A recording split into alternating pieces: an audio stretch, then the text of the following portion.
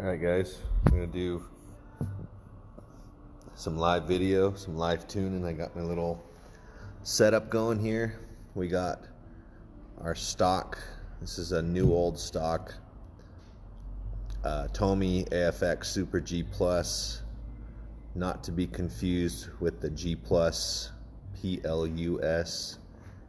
Totally different car. This is just a stock car. We're going to run some laps, get a baseline, get a base fast lap, and then we will also start adding a few Viper performance upgrades to the car and see what happens. So let's take a look at the track. This is the track we're going to be testing on today. So it's a 56-foot custom Viper track. We will be doing all of our testing on the yellow lane here. I'm going to just set my phone up over here. Just a video part of the track, just because I can't video and drive at the same time. So we'll do a few test laps, kind of get a baseline going. So the car is kind of loud and it has kind of a thud sound to it, which tells me that the tires are not completely round. I can also hear the car I can hear the RPM fluctuate down the straightaway, which is also telling me that more than likely the car is bouncing. So I'm going to push it a little harder now and try to see how fast I can get the car to go. Crashed, so clean the tires real quick. This is something that I see a lot of people running cars and the tires are just absolutely filthy and disgusting. Get yourself a cheap little lint roller like this one right here. You can see all this dirty tire marks on here, okay?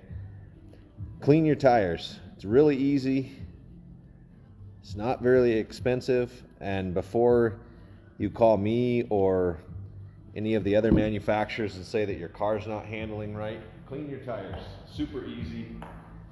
So far we've run about a 4.5 second lap. I can't really push the car too hard without it coming off. Super easy. So we'll go over here to the computer. This is going to be pretty good length video. So there's our laps. Looks like our fastest lap is a 4.49. So I'd say the car, 4.4, 4.8 is probably a comfortable lap. So I'm going to go ahead and I got just some basic notes here. I'm only recording the fastest lap. The average obviously would be affected by how fast we could grab the car when it crashed, so I won't be taking the averages because it's not really going to give us true numbers. So now I'm going to go ahead and set the phone here. And so this is the car, stock rear tires, stock setup.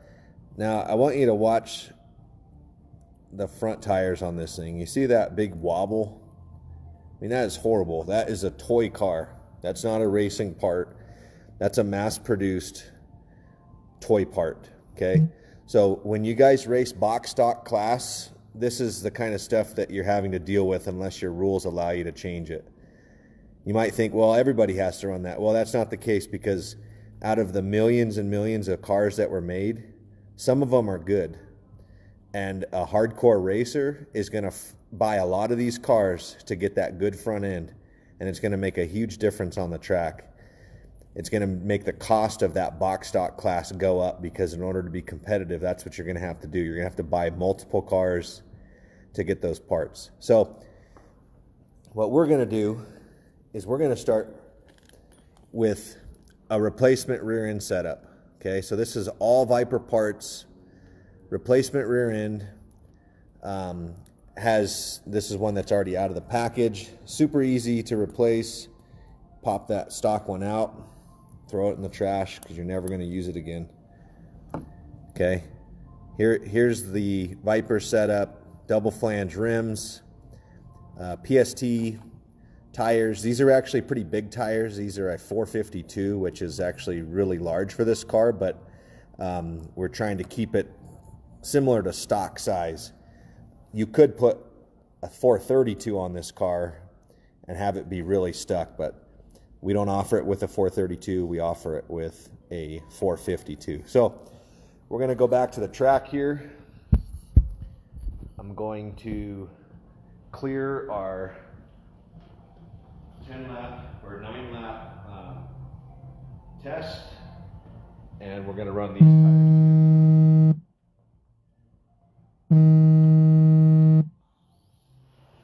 I noticed the car is a lot quieter, a lot smoother, and I can feel it. I'm just cruising right now, and I feel faster than the other car. Pushing the car because I'm pretty comfortable with it already. Let's see what we can get out of this one. Okay.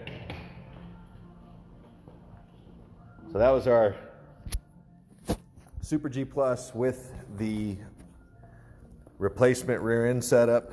I believe it's part number 12516. So there you go, 3.7 seconds. I mean, we really killed a ton of time off that car. But besides the fast lap, I mean, look how much more consistent the laps were. Obviously, I started out 4.5, which was already almost as fast as the best lap with the other tires. And then instantly 4.2, 4.2, 4.15, 3.9, 3.7, 3.8. So I would say that you could very comfortably run 4-second laps with that every lap, which is a half a second per lap faster, which is a huge difference. I mean, not only is it different for going faster, it made it more pleasant to drive. It was much easier to drive, much better experience altogether. I believe that is, it's a pretty big change going to a whole rear end setup. That's a lot of parts on there, and you can see there's a little bit of dust on these tires, which is probably why it crashed right there, or it's dust off of the track from crashing. So now we're going to get rid of this front end setup. Okay, I mean, look at this thing bouncing around. To get these off, you just pull. The Super G Plus was nice because you could actually remove that pretty easily. The newer cars are all knurled. So now we have a Razor front end. This is a 350 tire size, part number 12610. I went with the 350 because you really can't go too low on the front of this car because the guide pin is so low. The guide pin will actually start hitting the track surface if you go, for a Tomy track, I wouldn't go any lower than a 350, but you'll actually start hitting right in here. That's why on the Viper V1 chassis and on the G3 chassis, the guide pin is tucked way up inside of there, and that's to get that shoulder off of the track surface, which unlocks the car. So we'll do some cool testing real quick with this guy.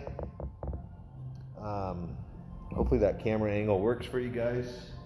I'm going to go ahead and clean the tires so that we're starting from the same baseline.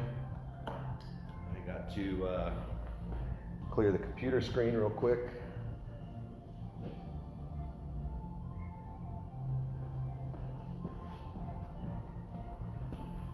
And this is just another step in the direction of making the car more comfortable and faster.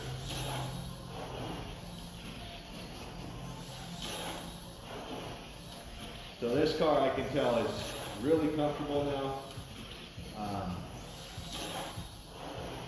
mean, I wouldn't really do much else to this when it comes to tires and wheels right now.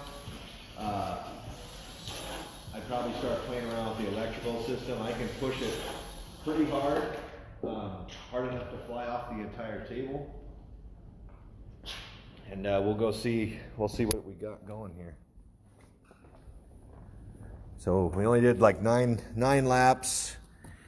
You can see right away, first lap 4:14, and then it just dives right into 3.7s, 3.8, 3.6, and a 3.55 on that last lap. So again, 0.2 we knocked off right there. That's really good. I mean, you know, we're talking, you know, the parts right there, we've spent $5 on the front end, and the rear end obviously made a huge difference. That's a little bit more expensive. It's about $13 for that rear end setup. But just for comparison, for those that would like to know, this car is still about 0.7 a lap off of what a stock V-spec runs. But there's still a long way that we could go on this. We still have stock electrical parts. The springs are pretty stiff in there. There's still more tuning that could be done, but for the basic tuning, using the Razor front end 350 and also the G Plus rear end setup with PST tires, made a huge difference. And that car would be definitely ready to pop a body on it and go racing. So thanks a lot, guys.